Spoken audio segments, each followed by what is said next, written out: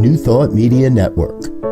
We are a global broadcast network of positive music, media, and entertainment, inspiring humanity's evolution along the journey of enlightenment and creating a world of love, peace, empowerment, and prosperity for all. New Thought Media Network. Positively inspiring.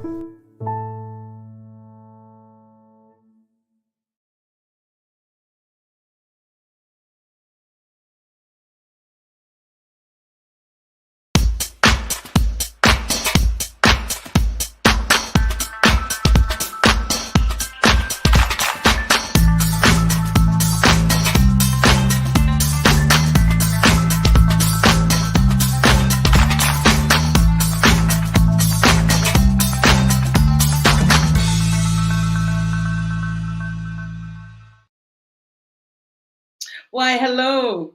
I am Bonnie Gonzalez, your doula for grief. Thank you for joining me today, this afternoon, tonight, whatever time you're watching. Thank you for tuning in. And I just want to say I admire your courageousness for wanting to find out more about this program and wanting to find out more about grief, because it's truly a difficult conversation for so many in our society. So I just want to say thank you for joining me. If it's your first time, thank you for trusting me to show up.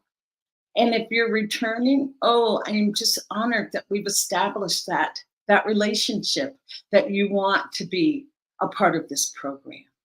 So here's what I say. Get yourself a cup of tea, sit back, make this hour about you. Drop a comment in the comment box or question. Let us know you're watching out there. And as I said, make this about you. So I just want to say a couple things about loss and grief, just to clarify it. I do it every week. So if you've heard it before, now's the time to get your teeth. So I want to clarify that grief is caused by loss. And loss is just defined as any expected or unexpected event that changes your life in a way that you can't go back to the way it was before. And as I said, the biggest loss any of us will ever experience is the death of a loved one, friend.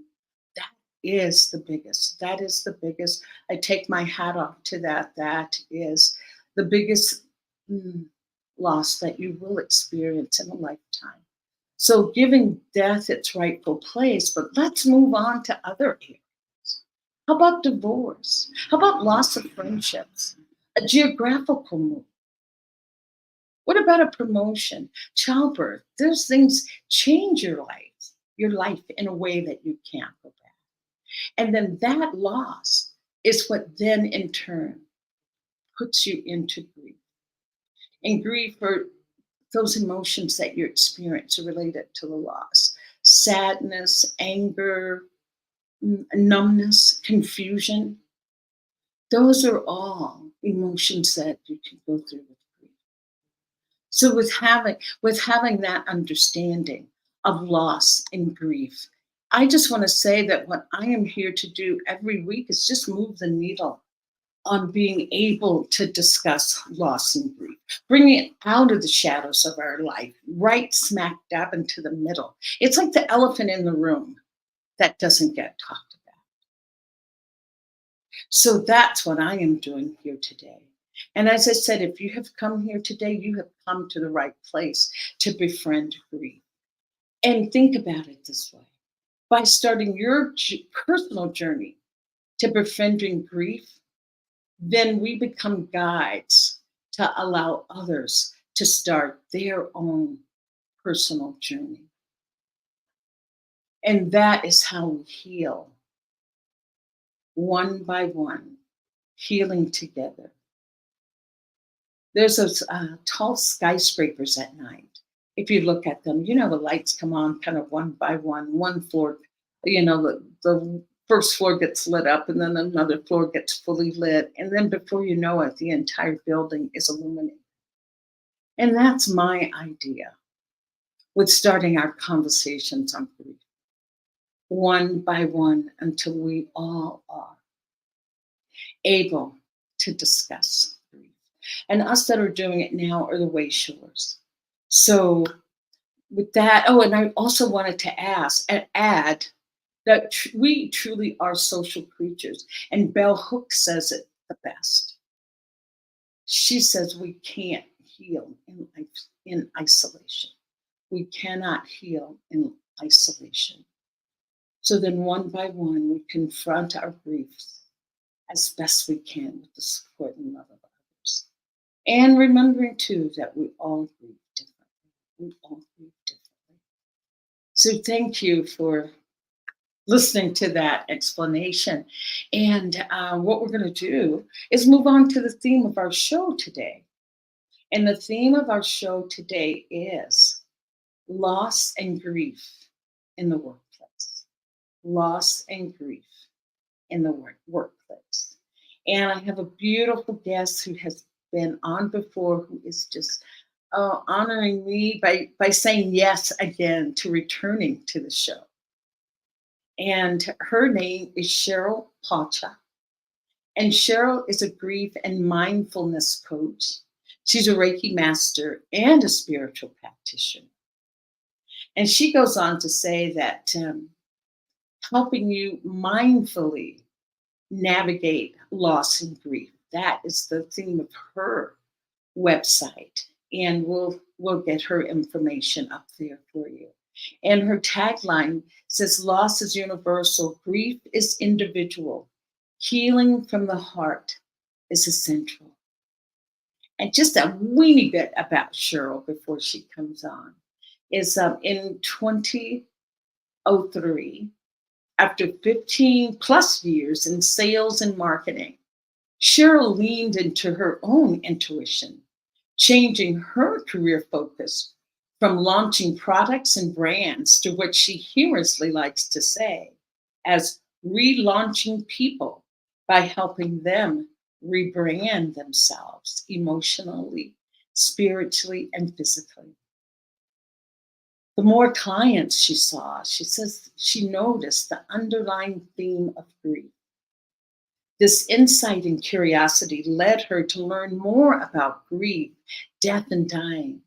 And her practice evolved into including and becoming a grief recovery method program facilitator and the mindfulness grief coach and death cafe facilitator. And that's how I met Cheryl, was through Death Cafe. So why don't we bring Cheryl out and have her join in the conversation? Cheryl, thank you so much for your yes for today. And welcome, welcome, welcome. Thank you. Thank you for asking. It's so nice to be here again with you. Oh, yes. Yeah. And we Cheryl and I were just talking about what theme should we talk about. Last time it was Death Cafe, and Cheryl will talk a little bit more about that in a little bit. But Cheryl had the beautiful idea of talking about loss and grief in the workplace. So, Cheryl, I'm just going to ask you, why did that theme come up for today, for you? Yeah. Well, and again, thank you for entertaining this theme, because it's becoming a bigger passion of mine as the days go on. I think that, my association with death cafes is really to address the elephant in the room. Mm-hmm. Yes. Grief over death is the number one not talked about emotion. Yeah. And a lot of that's just because we're not taught what grief is. It's the big mystical myth emotion. And a lot of our knowledge and the tools that we have really don't support us in identifying when we're grieving, identifying losses. So, obviously there's a huge impact on how our lives unfold for us, emotionally, physically, mentally, spiritually. Mm-hmm. and we don't have the right tools to kind of navigate our day-to-day activities and what's happening. So on that platform, the Death Cafe has always been near and dear to my heart. And as I've been continuing conversations, most recently, during COVID, a lot of my clients, like I said, the underlying reason why they were coming for whether it was coaching or Reiki was because they were suffering. They just couldn't, pinpoint really what was going on for them. Mm-hmm. And through our processes together, we're identifying that they're experiencing grief from a variety of different losses, Mm-hmm. And grief in the workplace is a really big one. And I think it was one that was really overlooked by corporate America, which has resulted in huge impact on bottom lines. There was a research report done by the Grief Recovery Institute actually in 2003, so outdated data, but I know that they're working on updating the numbers. But in 2003, they reported almost a $73 billion a year loss for unaddressed grief in the workplace. So that's big numbers. So even if that number hasn't moved since 2003, just with inflation at all, makes that number closer to 100 billion. And can I just interject with one question there? That this loss, you said it's lost revenue, but due to what? To illnesses, people not being there, productivity, what? Yeah. How did they define the loss? What caused the loss? And, because we're taking it back to grief. So how did that show up? Yeah, in a variety of ways. And one, just to define that, grief, again, is not just about a death, right? It could be a divorce. It could be a family crisis of some sort, a major lifestyle change, like you mentioned, a promotion, losing your job, having a significant layoff at work. The people left behind experience loss and grief. So it can show up in a myriad of ways. And when you have employees in the workplace that are grieving, whatever the loss is, their focus is off, their concentration is off, productivity can dip down significantly. The chance for errors and mistakes is on a huge curve up. And attention to detail and focus is missing. So, we start having accidents, not necessarily in the workplace, but they can be there, or, driving to or from work or in the home. Oh, yeah, exactly. And illnesses. We don't realize the impact of grief on our own health. So absenteeism, and a lot of illnesses that are going undiagnosed. Exactly. That just reminded me of something that I was going to read, but I won't take away for that. I won't read that until maybe a little bit later, because I wanted to get, I love what you said, that different losses, or different types of losses. It just made me think when I was a nurse and we would lose a surgeon, say, but not because they died, but maybe they went to another hospital to do surgeries. There would be such a because we did different specialties, there would be such a lull in getting a new surgeon in. People would start comparing that surgeon to the old one, and just like, oh, I would do more to help this new surgeon, but I feel loyalty to the, it just shows up in unexpected ways. Yes. Unexpected ways. Yes. And I think that's, kind of, the mindful leadership conversation that needs to take place within companies, right?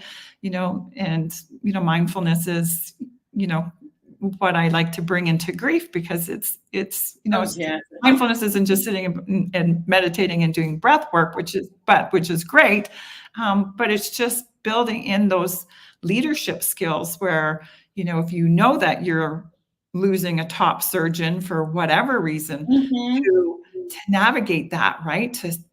to be up front and let everybody know what's going on and let people have this space to process and to talk about it, to ask questions and to not hide it, right? So many times we all can share at least one experience where we showed up to work and you're like, okay, Bill's been sitting beside me for 25 years. Where is he now? Right. And, or, you know, everybody's walking out the door on a Friday afternoon with their pink slips and their, you know, their little cardboard box and nobody's saying anything. And there's not that is really not having space to say anything. And so many times, and don't want to overtalk you, but so many times if we do speak up, you're shamed. Like, oh, you're not being a team player. What do you mean? Oh, that's just ridiculous. When did you start having those thoughts? Or is that a part of the hesitation? Sure, it can be. And that's why it's so important to have a mindful leader running the company, the team, you know, the division, whatever it is, right? Because someone who is mindful will be conscious of all of those things and will create an environment where shame and blame and guilt aren't present, right? Aren't given top billing. How's that? Exactly. Top billing. Yeah, perfect. And you know, when the morale is high and it's kept high and leader shows up, you know, they're available, they're accountable, they're accessible, makes a big difference, especially in the realm of grief. And when a company's going through big changes, you know, better or for worse, right? Being in touch with your team is optimal because they're not going to be second guessing. You know, when people start noticing things are happening, you can even have anticipatory grief, thinking, "Oh my God, this is going well," and you know, they start. You know, their whole story. Well, what if we lose our job and I got a mortgage and I got kids? And, you know, it's like, you know, they're down the rabbit hole up the story before a mindful leader even has the opportunity to share, you know, the plan. And a mindful leader will always have a plan and always share the plan. Wow. Cheryl, that just brings me to what you're saying about a mindful leader. So I know that I can only keep it in the eye. I've had a lot of leaders that would not fall under the category of mindful. So then how do you navigate the workplace when that is an issue? That's there, that leader themselves has an issue with understanding loss and grief. Well, then, you know, kind of falls back onto the individual, right? Or, you know, that's a great opportunity to approach your HR department and just say, hey, you know, I'm experiencing this. And I think there's a lot of people in the workplace that are kind of feeling the same way I am. And sometimes the HR department is a nice road in way. If you don't feel like you can approach your boss, or maybe, you know, they're not approachable, or, you know, physically or emotionally, they can be really beneficial. And, there are a lot of good programs out there that are available. And, you know, part of my education platform is to, you know, offer services to make grief and loss programs part of a company's, you know, health and wellness benefit package, right?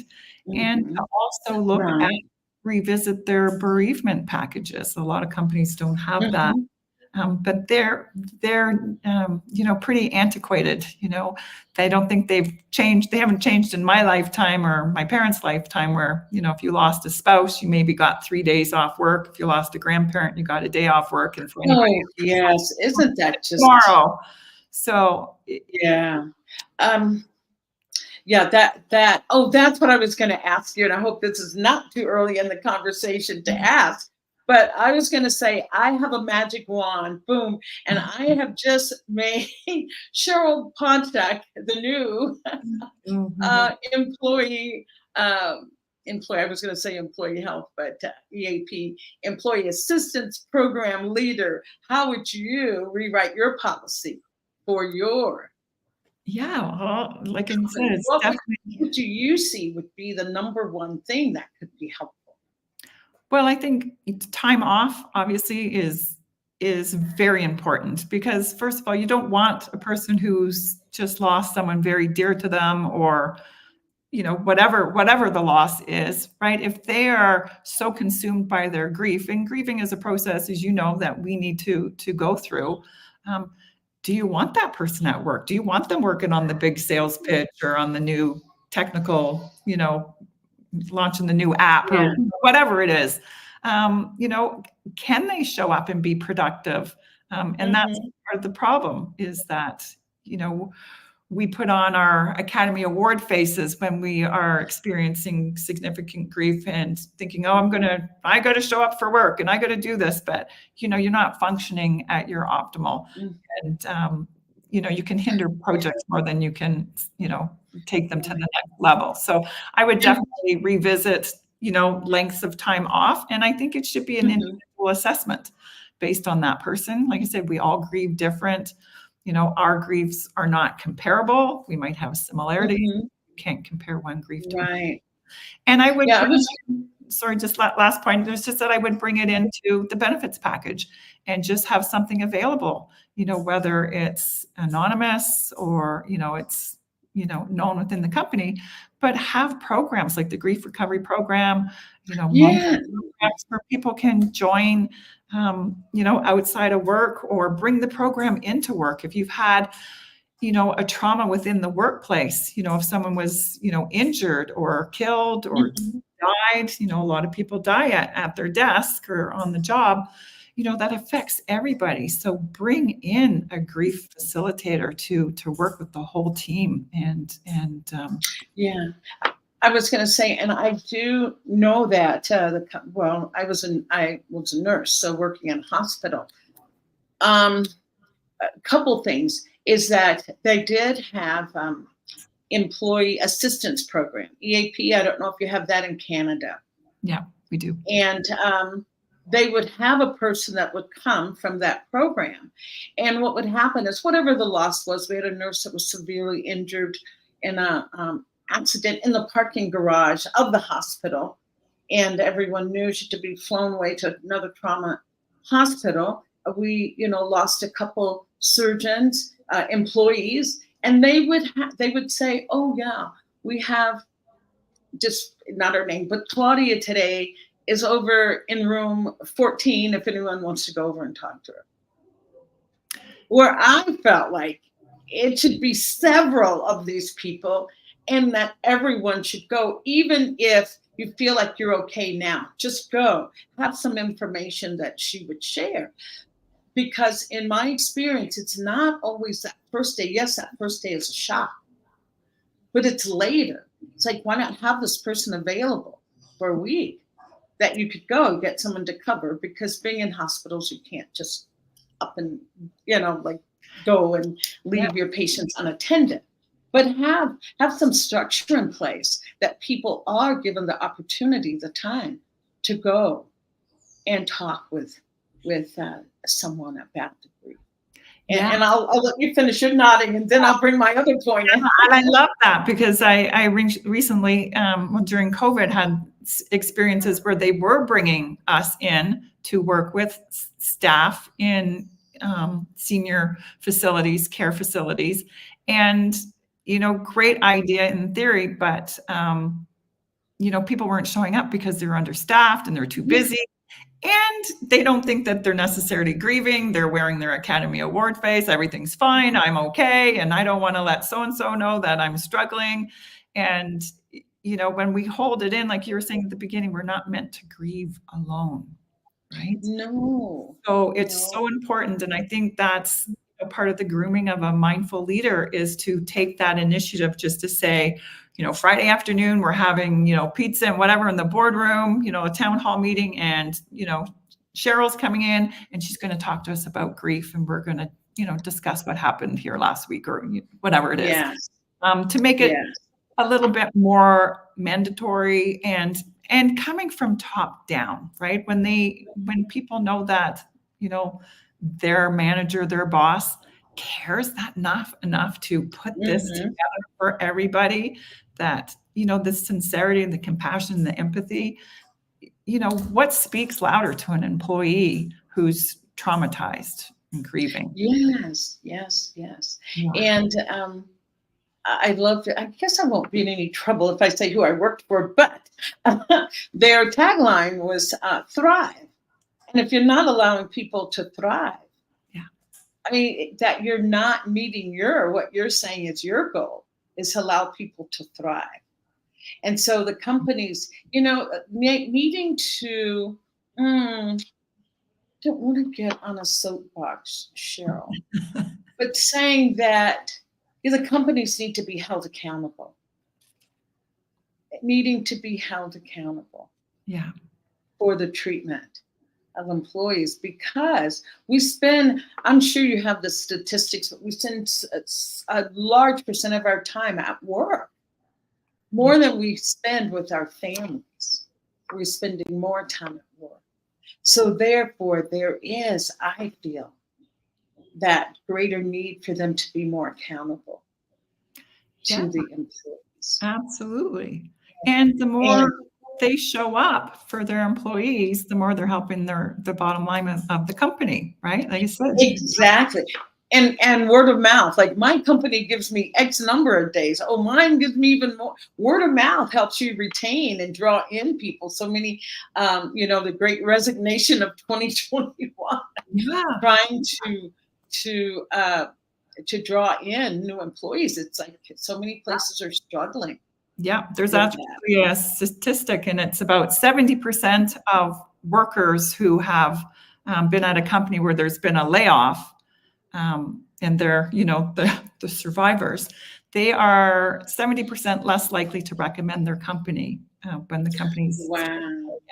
So, the impact is huge, like morale, respect, initiative, for their jobs and tasks at hand for the company overall.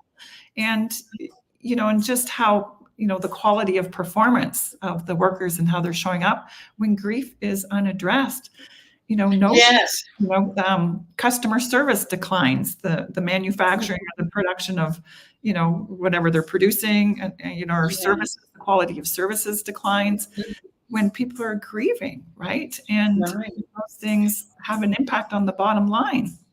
Right. And unexpressed grief leads to illness, which then turns to loss of work. It's just a catch-22. It's a snowball effect. Yeah. So, you can only win when you address grief and have a program in place in the workplace, because, loss is, constant. We're always losing things, and, whether it's work related, so it's in-house or external, we're always in a life cycle of losing something, and it doesn't have to be significant like a life partner, but yes, losing your favorite pair of earrings or something can, send me over the edge. Sentimental value. It's like,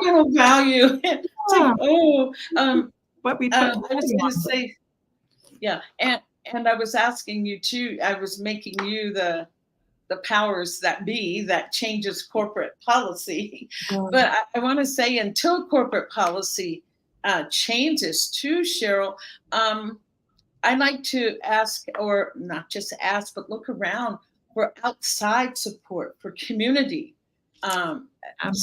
services.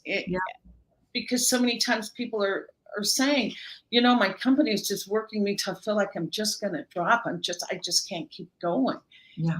And asking for help and knowing what the community has to offer. You want to speak to that, maybe, Cheryl? Yeah, well, off the top, just like I said, a lot of people, my clients coming to me for coaching or for Reiki, because they just, it's anxiety, it's depression, these are their words. And, as we're working together, we're coming to the conclusion that it's they're processing, they're grieving, right? I said, we don't have the language, we don't have the education or the knowledge to really define what grief and loss is. And Mhm. everything that we've been taught from, kids, Yeah. they're just cliches, that have been passed on generation to generation that don't really support us. When people come to us with logical, kind of Mhm. condolences, they're, as they're not comforting because, Well, logic doesn't heal a heart. yeah. And mine that I go back to, even with my clients, especially those that have children, and I just say, you're teaching them how to grieve, because I am really so aware of the behavior that we express around grief, and I'm aware of it because we were not taught how to deal with this. That's right. And we don't know. We're we're finding as we go along, as we experience loss, we're finding what we need. And I know with your clients, Cheryl, that you're sharing that. I'm sharing that with my granddaughter and with my daughters. They're adults now. But as I grow and learn, I share that with them.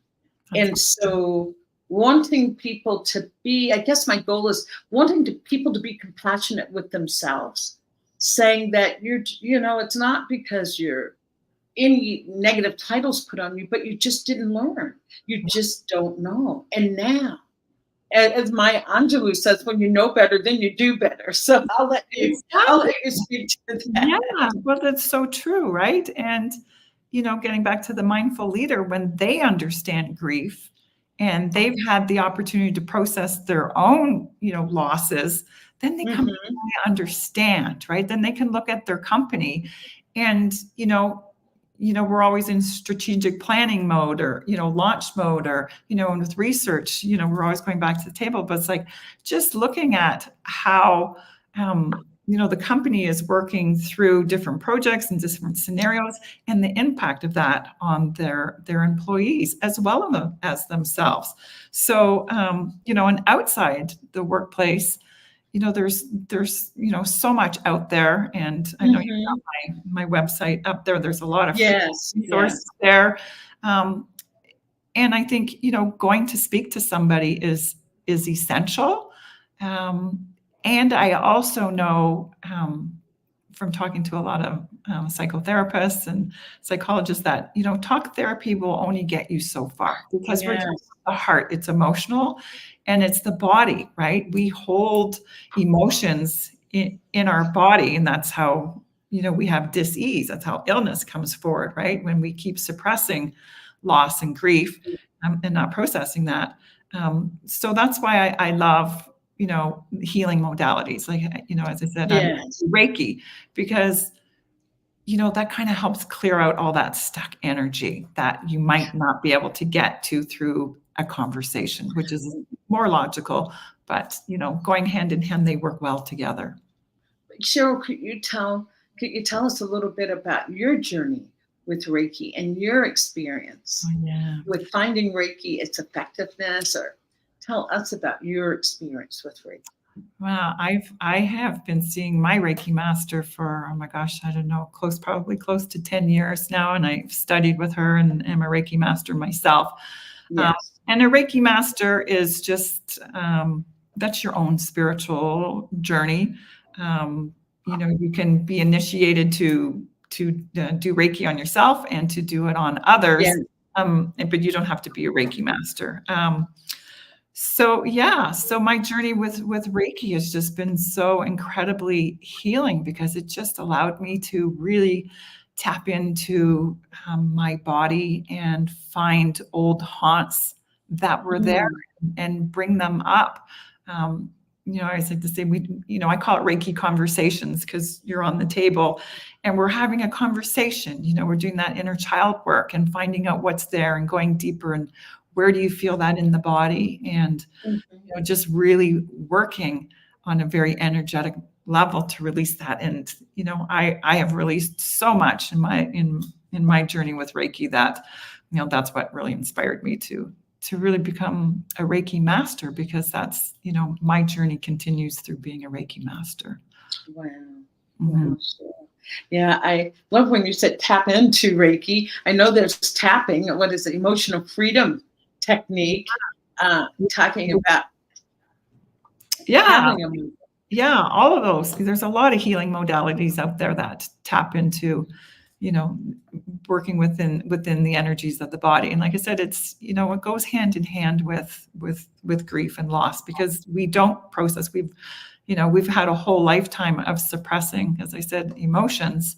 Yes. We don't have the tools how to process, right? So I say that they become these little, rocks we put in our knapsack, and, we keep putting them there and keep putting them there until one day, we have an outburst, right? We could have a significant loss, or it could be something fairly minor, but it's just, it's the icing on the cake, right? And, or magnified to the point of, so we're a little bit more emotionally reactive to the situation. That's probably what's required.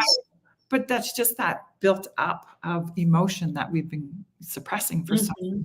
And that, going through the grief recovery process or something like that, where you're getting tools and you're going in and doing that emotional process to, that you having that energy component on, I think is, does a lot of, deep cleaning on an energetic level. To ask you, which came first, the chicken or the egg? But which came first, the grief recovery method program or Reiki? and how did they fold it? How did they blend in together? Or your experience with finding that recovery? Yeah. So Reiki came first, and I've been seeing Reiki clients for years. And like I said, it was really during COVID, and I was simultaneously doing work with hospice for grief through the death cafes, and grief just became such a huge word for me. It just really came in strong.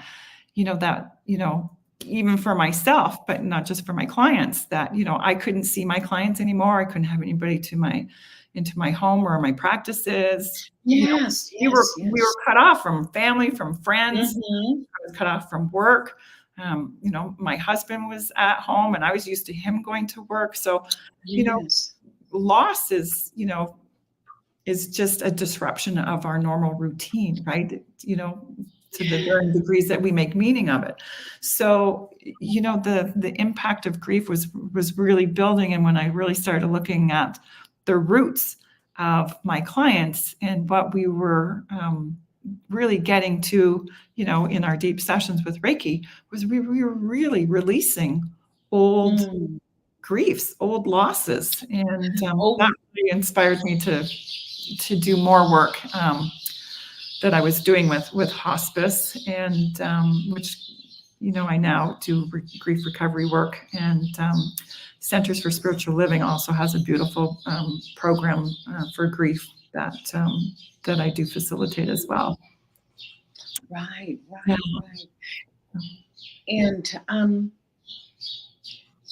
any other modalities that you have leaned into? Because I know you do great work with your hospice program there in Canada. What other areas have you discovered, or find out more about? Yeah, well, I also my Reiki is very unique because I do integrate coaching sessions with that. That's why I call it Reiki conversation. But I'm also Kundalini yoga instructor, and Kundalini yoga, for those who don't know, is kind of like the household medicine, which I love, because I can give my clients a Kundalini prescription, what we call them, where, it's a mantra or kriya or exercises that they can do that might, release some stress, release some grief, or, if their grief overload has taxed certain parts of their body, we can, work to isolate, to get those back online and back to homeostasis. And then just with the mindfulness, breathing, exercises, meditation.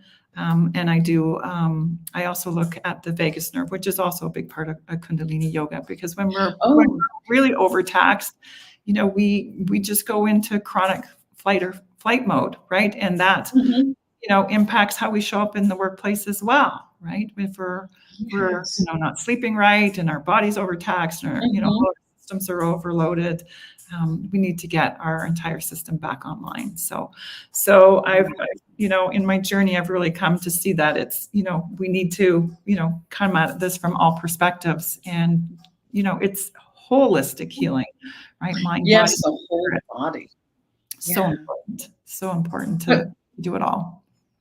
I was just going to say, Cheryl, so coming to see Cheryl is not just coming for a Reiki treatment or just coming for a Kundalini treatment or just coming for grief coaching. It sounds like you've blended some modalities and some really effective modalities. You've blended them together to make an offering.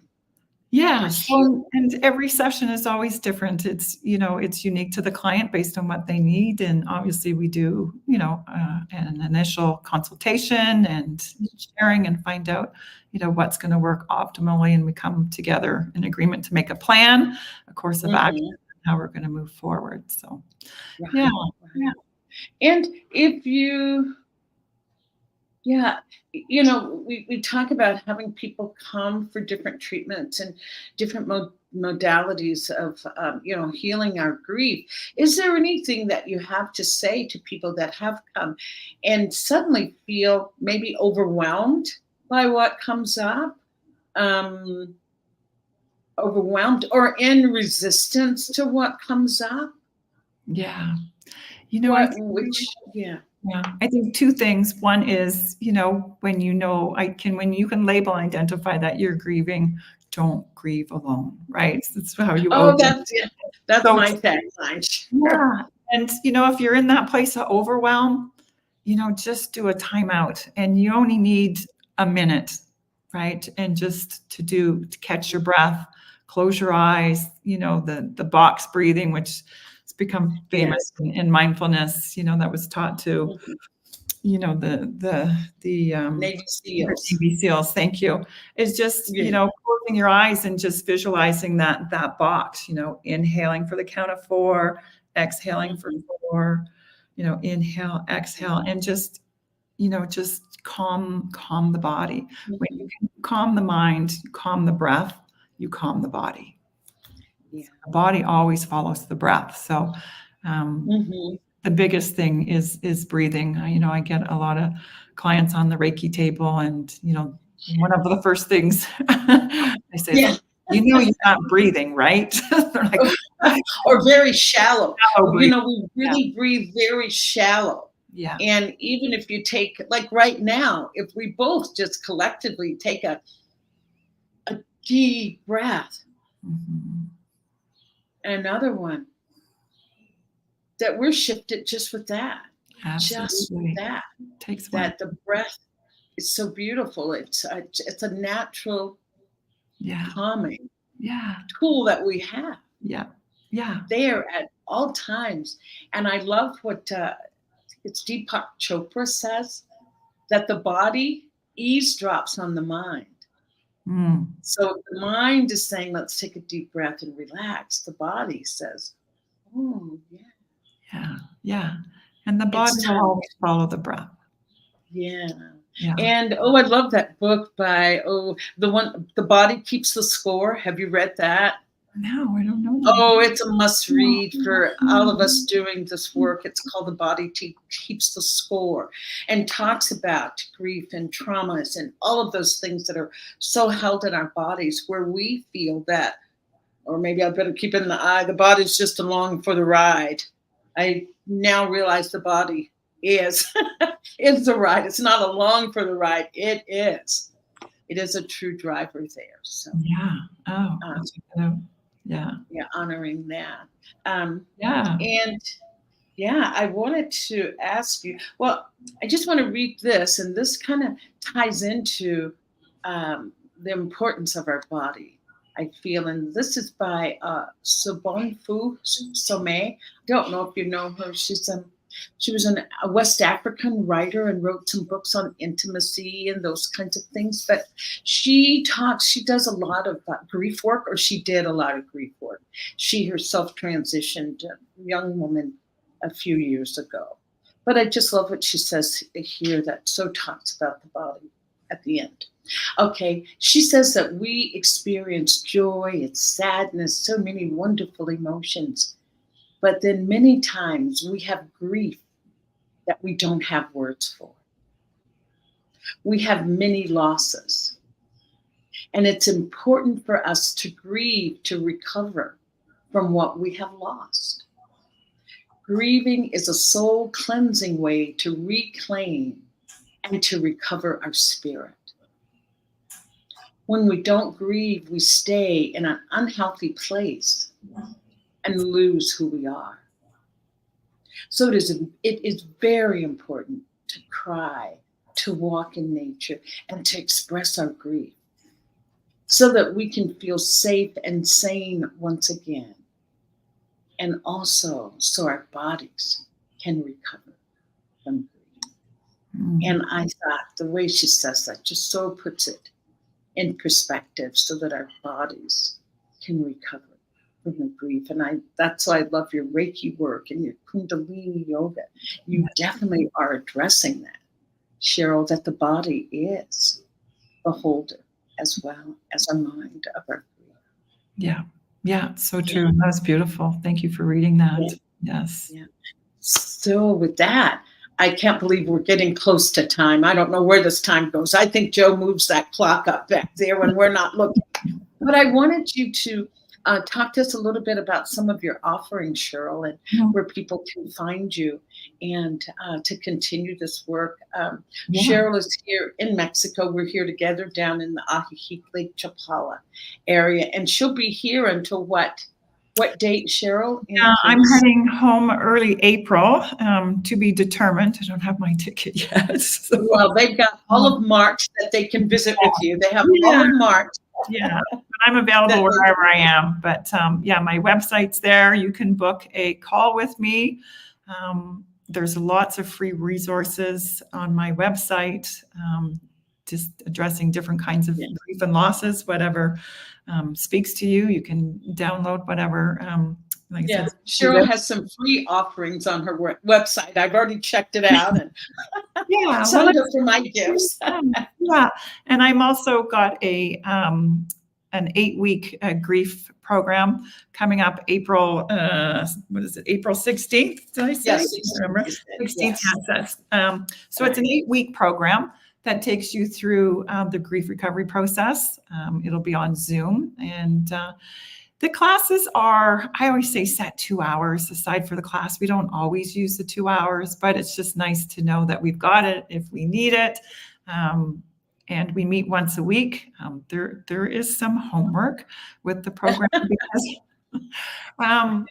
because you're learning a process. You're learning a process, and we're unlearning and then learning how to, deal with our emotions and all our losses. So it's a very in-depth program. It requires people to show up with their courage, and I love the word courage because the original meaning of the word courage means to speak from one's heart. And it's say that again. I just didn't hear you say courage. The original, if you look up the original, from cur, from Latin, means heart. So courage is to speak from one's heart. Beautiful. Beautiful. Yeah. I love that. I ask everybody to show up with their courage and vulnerability and to go in and do the work. And the more truthfully honest you are and show up and do this work, the more successful you'll be in, releasing a lot of things that have been weighing heavy on your heart for a very long time. So it's a beautiful process. And once you learn it, you've got that for life. So anytime, a situation happens, you lose a loved one, a divorce, a family crisis, you lose your job, whatever it is. And I think it's important to also know that, we can experience loss, from the intangibles too, right? We can lose, tying it back to work, we can lose faith in our teammates or our manager or the company we work for, if, we have consistent losses in the workplace. Tying it all back to the workplace, it's so important to have offerings from the company for their management teams and their employees to have these skills, not just to make the company profitable, but to have, happy, grounded people showing up for work every day and putting their all into the projects they're doing. But or making it profitable for everyone. If it's a profit, it all depends on what you're talking about. Profit, so and dollars and cents of well-being, or that it's a successful company in all areas, in all aspects. Yeah, and everyone is successful. Everyone is winning. Yeah, and making it profitable for everybody. I'd like to make it affordable for everybody. So anybody who's listening to this program, who's interested in joining the April 16th program, I said to Bonnie that I would offer, I usually charge $350 for the 8 weeks group program, that I would offer it out to $288 for anybody listening to this program who wants to join us on the 16th for 8 weeks. And they got that website there, so they can go there, sign up, get their free gift, find out more about what you're offering, Cheryl. Yeah. There was one thing, and I don't mean to interrupt, but there was one area we were talking about if the company didn't offer something, and we were saying look outside for groups, but also the key thing that you said about friendship, because we cannot feel in isolation. Yeah, and that's circles back to the death cafes. Just they're so amazing. Yes, you might not be grieving a death, but get yourself to a death cafe, because when you can kind of have a conversation with strangers over a cup of coffee and a few cookies, it just empowers you to go home and have those more difficult conversations with your loved ones or maybe your boss. So a death cafe is a great community to tap into. There's other resources. There's grief groups that meet, and like I said, they might be focused on death, but grief is grief. So, and like I said, it's, get yourself to a practitioner, as we say in our spiritual training. Yeah. And I was going to say, Cheryl, you even educated me a couple of weeks ago when we were together, and you were saying that death was the second least talked about subject. And it's like death. I really felt, I thought death was number one. But then you helped me see that grief is number one. Grief. And so you and I are having those difficult, not talked about conversations. Yeah. And I know that the work that you're doing is you're making it easy to talk about. You're making it easy. You're allowing people to have a place to come to see how easy it really is to talk about it. Yeah. Well, and education is power, right? Yes. And a sense of freedom. So many people that I have been with during the Death Cafe afterwards that just say, wow, I didn't even realize that I was holding so much. Like, wow, that was just a relief. I've got that off my mind. That we don't have to I don't have to hold that as well. Yeah. And I think in my keeping it in the eye, the more that we can talk about death when it's not upon us, the easier it is to accept when it happens. Not that it's less. It's not so devastatingly painful. Yes, it's painful, but not. Yeah.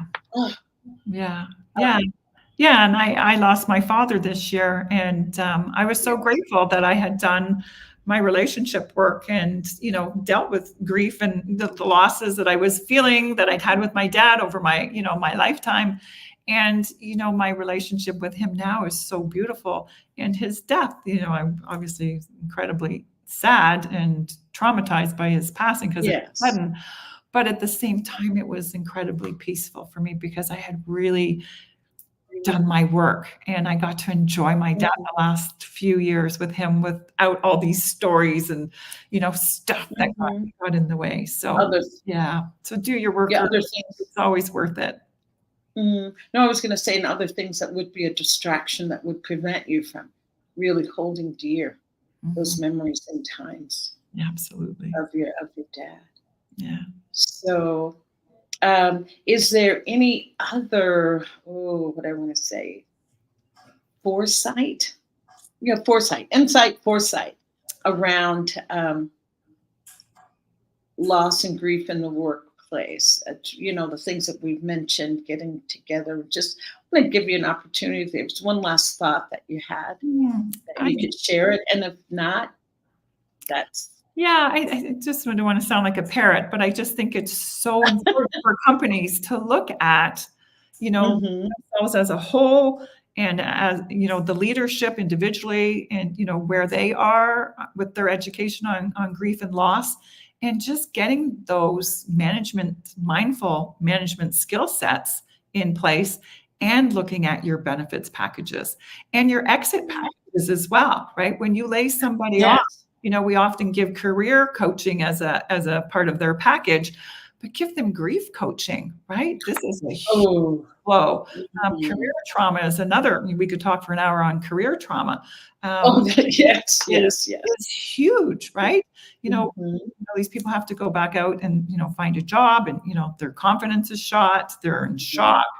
They've got all kinds of things going on in the realm of grief. And, just to make, the workplace a better place for everybody, when we all up our game with our education on grief and what it is, and compassion, and put these things in place. Yes, compassion. Oh my God.